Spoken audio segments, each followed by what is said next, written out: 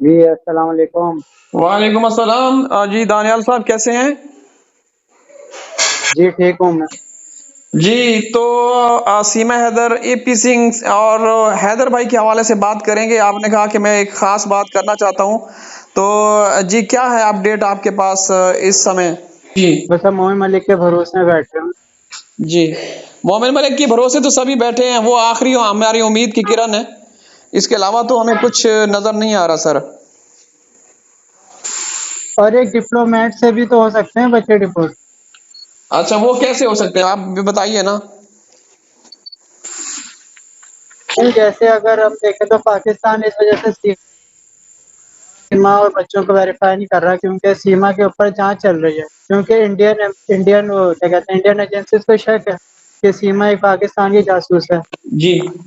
अगर इंडिया की एजेंसी अगर सीमा को क्लीन चिट दे देती है जी। और वो रिपोर्ट पाकिस्तान एम्बेसी को भेज देती है तो पाकिस्तान आराम से वेरीफाई कर लेगा। जी, तो इसके इसके बाद फिर कुछ हो सकता है, आपका मतलब ये है? जी अगर ये हाँ, फिर हो सकता तो वैसे भी मोमिन साहब कहते हैं कि आप हमारी अदालतों पे भरोसा रखें और इंशाल्लाह अच्छे नतीजे आएंगे, तो आपको आप क्या कहेंगे? है। अदालतों पर भरोसा है लेकिन यार वहाँ पे फैसले ना बहुत लेट होता है। वो डेट पे डेट केपी सिंह तो यही चाहता है ना जी। कि केस लंबा खींचे। जी, तो आपको मतलब मायूसी हो रही है इस सीमा हैदर मामले जी में?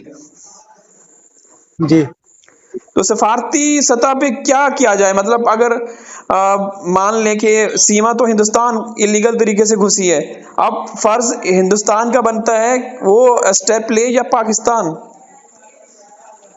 पहले हिंदुस्तान को लेना चाहिए कि वो सीमा को क्लीन चिट दे और इसकी सारी रिपोर्ट जो है वो पाकिस्तान एम्बेसी को भेजे। जी। फिर पाकिस्तान एम्बेसी वेरीफाई करेगा। जी, देखिए दानियाल साहब, हिंदुस्तान सरकार, मोदी जी या जो बड़ी शख्सियात हैं, जज्बा खैर सगाली के तहत भी तो वो एक्शन ले सकती हैं, बच्चों को और सीमा को डिपोर्ट किया जा सकता है। हाँ ले सकते हैं, बिल्कुल ले सकते हैं। तो इसीलिए लेकिन अब मसला है कि बहुत बड़ा जी। जी। जी। नहीं, मसला है कि बहुत बड़ा माफिया है ना इस केस में। जी। वो और कुछ लोग भी हैं जो योगी जी के ऑफिस में काम करते हैं, वो भी इन्वॉल्व है और अच्छा। वो सही रिपोर्ट जाने नहीं दे रहे योगी जी के ऑफिस की तरफ। अच्छा, योगी जी के ऑफिस में कुछ लोग हैं, वो भी इस सीमा मामले में इन्वॉल्व हैं? जी बिल्कुल। आपको कैसे मालूम? नहीं, वो मालूम करा था। अच्छा, तो फिर तो अगर ऐसी बात है, क्योंकि एक बात तो है, देखें दानियाल साहब, योगी जी से एक महिला पत्रकार ने पूछा था कि आपकी स्टेट में एक इलीगल तरीके से आई हुई एक खातून, सीमा नामी खातून घुसी हुई है, तो इस बारे में आप क्या कहेंगे? तो उन्होंने ये कहा था कि हमारी एजेंसियां हैं, हमारे इदारे हैं, वो देख रहे हैं। और वो औरत दिन रात आप उसको देखें, मोदी जी, योगी जी, वो कर रही होती है। एक क्रिमिनल को क्या हक हासिल है? हमारा सवाल ये है कि वो, और फिर वो मजे की हाँ बात। यही तो मैं पूछ रहा हूँ। जी दानियाल साहब, और फिर वो ये यही कहती तो है, मैं बोल रहा हूँ। और फिर वो ये कहती है कि मेरे पीछे कोई आम हाथ नहीं है, आम लोग नहीं है।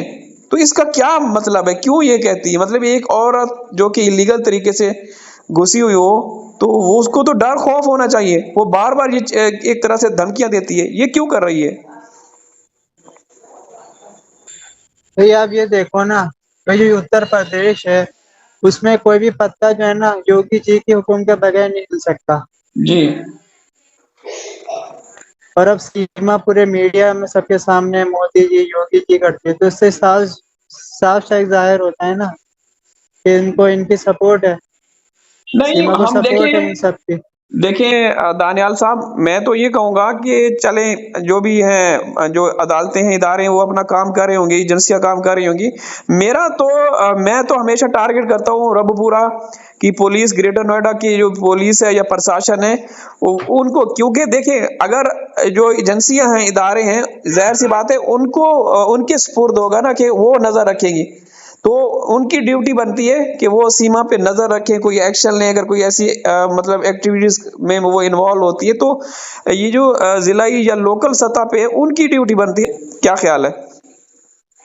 जी हाँ, तभी तो मोइन मलिक ना इस केस को ट्रांसफर कर रहे हैं, क्योंकि इनको पता चल गया है ना, इनको किसी ने इन्फॉर्मेशन दी है जी कि रबूपुर पुलिस सीमा से 10 लाख या रिश्वत खा रही है।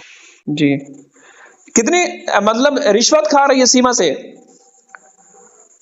जी, अच्छा, ये तो एक भाई बड़ी खबर। साहब है ना कि इसको खुला छोड़ा हुआ है। जी जी। क्यों खुला छोड़ा हुआ है? हाँ, ये भी है। देखिए, वो अपनी मनमानी कर रही है और वो जहाँ जाना चाहे जा सकती है, जाती रहती है रात को भी। आपने भी मेरे को एक अपडेट दी थी, आपके साथ भी कुछ लोग जुड़े हुए हैं जो आप वहाँ से अपडेट्स लेते रहते हैं। तो ये तो आज़ाद है, बेलगाम घोड़ी बनी हुई है, जहाँ इसका दिल करे वहाँ ये चली जाती है। ये तो बिल्कुल हिंदुस्तानी समाज के लिए भी और हिंदुस्तानी जो अदालती निज़ाम है, एक तरह से उनको एक चैलेंज कर खुलेआम घूम रही है, फिर रही है। देखें, सीमा ने ना रिसर्च करके गई है। जब वो पाकिस्तान में थी ना, जी। तो उसने ना पूरा रिसर्च करा कि अच्छा। कि इंडियन अवाम को कैसे अपनी तरफ करना है, उनकी कमजोरी क्या है। और इसको ना इंडिया की कोर्ट की कमजोरी पता चल गई। जी पता है इसको, सीमा को पता चल गया ना कि यहाँ पे फैसले बहुत देर से होते हैं, कुछ पैसे भी खाते हैं कुछ वकील। इस वजह से लेकिन दानियाल साहब, सीमा सेटिस्फाई और इस जी दानियाल साहब, लेकिन ये तो हमारे जो अदालती अदालतें अदालती मतलब वो ऐसे चैम्बर बने होते हैं वकीलों के, वहां भी तो हिंदुस्तान के जो बड़े बड़े फैसले हैं वो भी अवेजा किए जाते हैं एक तरह से। तो ये तो सुना है कि वहाँ का जो अदालती निज़ाम है बड़ा स्ट्रांग है। यहाँ स्ट्रांग है। अगर आप गरीब हो, जी। अगर आप अमीर हो, तो फैसला देर से आएगा, अच्छा। या फैसला भी नहीं आएगा, फाइल भी बंद हो जाएगी। अब सीमा ने तो बहुत माल इकट्ठा कर लिया। हम्म। तो माल क्या उसके काम आएगा? वो तो जी अगर बिल्कुल। डिपोर्ट कर दिया जाएगा तो फिर तो नहीं है। अगर कुछ है जो आप कह रहे हैं, आपका मतलब कुल मिला के आप क्या कहना चाहते हैं? नहीं, मुझे तो यही लग रहा है कि सीमा का डिपोर्ट होना बहुत मुश्किल है। सीमा का डिपोर्ट होना मुश्किल है। चलो, डिपोर्ट हो सकती है अगर पाकिस्तान अगर ज्यादा प्रेशर दे। जी, वो भी सिफारती सतह पे, डिप्लोमेटिक रिलेशन जी अगर, बिल्कुल। लेकिन वो तो बहुत महदूद है। जी जी। तो इस तरफ अगर आएंगे तो इसमें भी तो टाइम लगेगा ना, कोई अच्छे या मतलब तो एक या तो इंटरनेशनल कोर्ट सही है, वहां इंटरनेशनल पर कोर्ट ऑफ फैसला हो जस्टिस। सकता है। जी जी। लेकिन नेपाल हुकूमत भी तो कर सकती है, क्योंकि नेपाल से ये इलीगल तरीके से घुसी थी, तो वो उसको वापस कर सकती है ना। लेकिन नेपाल तो सीरियस नहीं ले रही ना इस केस को। जी।